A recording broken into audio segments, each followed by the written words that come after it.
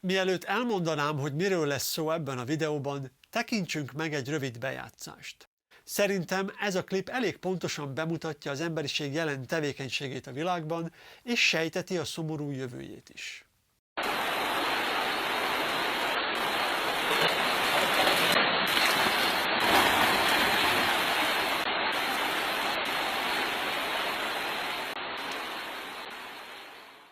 Nézzük meg még egyszer, és figyeljük meg azt a betonfalat, ami a tolatóállomást U alakban szegélyezi. Nyilván azért van odaépítve, hogy a teherautó ne zuhanjon a folyóba.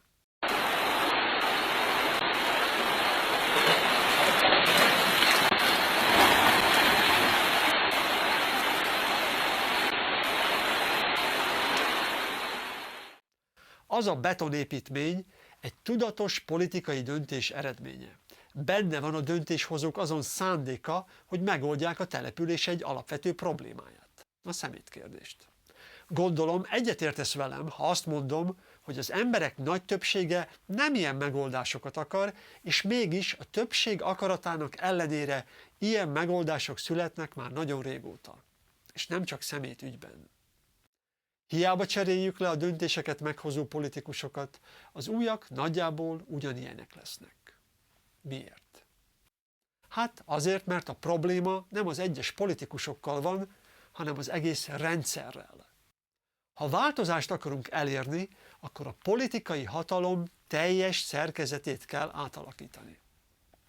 De hogyan? Miféle változást eszközöljünk? Egyáltalán hogyan fogjunk hozzá? Ha ez a kérdés téged is foglalkoztat, akkor jó helyen jársz, mert ez a videó és az elkövetkezendő videók pont erről fognak szólni.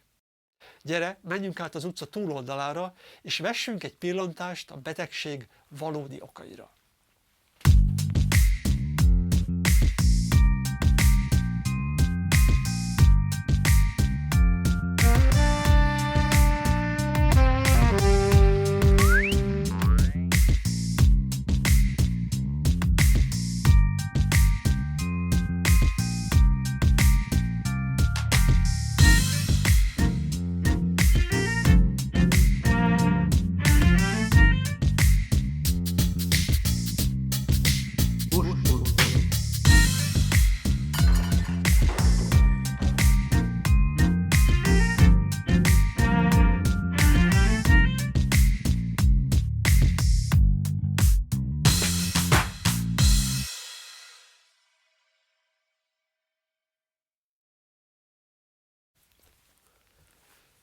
A politikai életünknek nem arról kellene szólnia, hogy hatalomvágytól lerészegedett pártelnökök maguk alá gyűrik a társadalmat. Csak vessünk egy futó pillantást a történelemre, és azt látjuk, hogy minden generáció kitermeli a maga elnyomó osztályát. Azzal kezdődik, hogy ambiciózus fiatalok pártot alapítanak, és elhitetik a tömegekkel, hogy ők majd elzavarják a zsarnokot, és egy jobb világot teremtenek. Amikor azonban megszerezték a szükséges társadalmi támogatást, akkor inkább beülnek a bársonyszékekbe, és immár ők az új elnyomó osztály. A fiatal demokratákból valahogy mindig öreg önkényurak lesznek. Minden generáció átmegy ezen a változáson. Számos film készült már a különféle politikai és társadalmi mozgalmakról, ahol a lelkes ifjak néhány év elteltével ugyanolyanokká váltak, mint akik ellen harcba indultak. Az ember azt gondolná, hogy van valami fejlődés a történelemben, és hogy a magyar társadalom is tanul a múltjából. De nem. Ahogy a Fidesz tábor a szocialista pártállam nyomdokaiba lépett, úgy lépnek a Fidesz nyomdokaiba az új generáció hataloméhes demagógiai. De miért? Hát, mert egy politikai párt soha nem a közérdekeit szolgálja, hanem a magánérdekeit. A pártvezérek és a szponzorok magánérdekeit. Azért alapítják a pártokat, hogy a hatalmi ambíciót és a magánérdeket érvényesítsék, és úgy tüntessék fel, mintha az közérdek lenne. De egy pártnak soha nem a közjó a célja, hanem a hatalom megragadása és birtoklása. Ez egyfelől magától értetődő, másfelől vállalhatatlan. Ezért a politikában a hazugság természetes állapot. A politikus hazudik a választóknak, a választók pedig elvárják, hogy jól hazudjon. A politikai párt az egy olyan szekta, ami fanatikus érzelmeket generál a párt híveiben, és identitással ruházza fel őket. Továbbá a propaganda segítségével a maga képére formálja a tagságot. De a párt legfőbb törekvése önnön méreteinek növelése, önmaga határtalan kiterjesztése. Minden pártnak az a célja, hogy minél több embert beszervezzen és végül maga alá rendelje az egész társadalmat. Egy párt színeiben induló képviselő soha nem a választóit, hanem mindig a pártot képviseli. Azt a képviselőt, akinek eszébe jutna nem a pártot képviselni, hanem mondjuk a választóit, azt a párt azon nyomban kizárja a soraiból. Ezért van az, hogy egy parlamenti képviselő nem szavazhat a saját belátása szerint.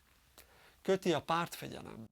A pártvezetés mondja meg neki, hogy melyik gombot kell megnyomnia. Ez a felülről irányított pártfegyelem a normális állapot minden demokratikus ország, minden politikai pártjában. A jelenlegi demokráciák nagyjából így néznek ki. Vannak a rivális pártoknak szimpatizánsaik, akik a választásokon rájuk szavaznak. Aztán vannak olyan párttagok, akik nem járnak pártgyűlésekre, aztán azok a párttagok, akik eljárnak a pártgyűlésekre, és aktívan kiszolgálják a pártot. És van egy néhány főből álló igazgatói tanács, ők a párt vezérei, akik hatalmi harcot vívnak egy másik párt vezérkarával, akiknek szintén vannak aktív párttagjaik, inaktív párttagjaik, és vannak választóik.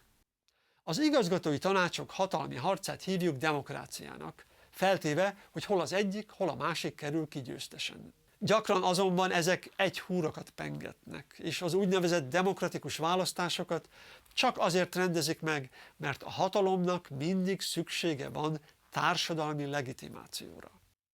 Megdöbbentő adat, de tény, hogy a kínai választási rendszer, és zárójelben jegyzem meg, hogy Kína kőkemény diktatúra, szóval a kínai választási rendszer és az amerikai választási rendszer lényegét tekintve ugyanaz. Mindkét országban a lakosság mindössze 0,2% dönti el, hogy kiből lehet képviselő. Magyarán az, hogy kire lehet szavazni a választásokon, mindkét esetben a pártvezetés határozza meg. Amikor a nép az urnákhoz járul, akkor nem a hatalmát gyakorolja, hanem jóváhagyja a feje fölött meghozott döntések valamelyikét. Persze léteznek független képviselők, akik talán valóban képviselik a választóikat, és olyan is előfordul, hogy a pártvezetés egyszer-egyszer felfüggeszti a pártfegyelmet, és a képviselők lelkiismeretére bízza a döntést. De ezek szórványos esetek, és nem befolyásolják a rendszer lényegét. Az Amerikai Egyesült Államok megalapításának első éveiben nem léteztek politikai pártok, csak független képviselők. George Washington elnökségének idején kezdtek kialakulni, és az elnök óvaintett tőlük. Washington ugyanis látta a pártokban rejlő hatalmas erőt, és azt a tulajdonságukat, hogy a pártérdekek oltárán feláldozzák a közérdeket. A helyzet az, hogy a politikusokra szükségünk van. Politikai pártokra viszont nincs.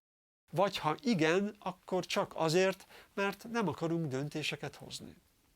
Inkább választunk magunknak egy pártot, azonosulunk vele, és onnantól kezdve csak a párt logójára kell tenni az X-et, és a politikai életünk ezzel le is zárult. A kezdeti időkben ez a hozzáállás indokolt volt, mert a korabeli technológia nem tette lehetővé, hogy a kis közösségek maguk állítsanak jelölteket, és megismerjék más kis közösségek jelöltjeit, és aztán eldöntsék, hogy melyik a jobb. De ennek már akkor is komoly ára volt. A pártvezetés lényegében lenyúlta a demokráciát. Ezt az árat fizeti a nyugati világ immár 200 éve. A 21. századra azonban megváltoztak a viszonyok. Ma az információ nem lovaskocsin érkezik hozzánk, hanem szélessávú interneten fénysebességgel. Ma lehetséges a népszuverenitás. Ma lehetséges a független képviseleti demokrácia. Ma lehetséges konkrét ügyek mentén politizálni, és legitim politikai akaratot létrehozni sok-sok független szereplő részvételével. Ez azt jelenti, hogy figyelmen kívül lehet hagyni a pártokat, és fel lehet állítani egy független képviseleti rendszert, ami valóban a közérdeket szolgálja, és nem a magánérdeket. Egy független politikai rendszer az előfeltétele annak, hogy félretegyük az ellentéteinket, betemessük az árkokat, és összeszedjük végre a szemetet. Az emberiség létét fenyegető problémák okát a hatalomban kell keresni. Pontosabban a hatalom strukturális felépítésében. A beteg struktúra nem más, mint a politikai párt maga. A politikai párt lényegét tekintve egy bűnszervezet, ami abból él, hogy megosztja az embereket és uralkodik rajtuk. Egy olyan intézmény, ami az emberek kezéből kiveszi a hatalmat, és egy szűk kisebbség kezébe adja. Fel kell ébrednünk a neoliberalista gazdaságpolitika azon hazugságaiból, hogy ha mindenki a saját érdekei után szalad, akkor a közérdek automatikusan megvalósul. Ez nem igaz. Ellenkezőleg.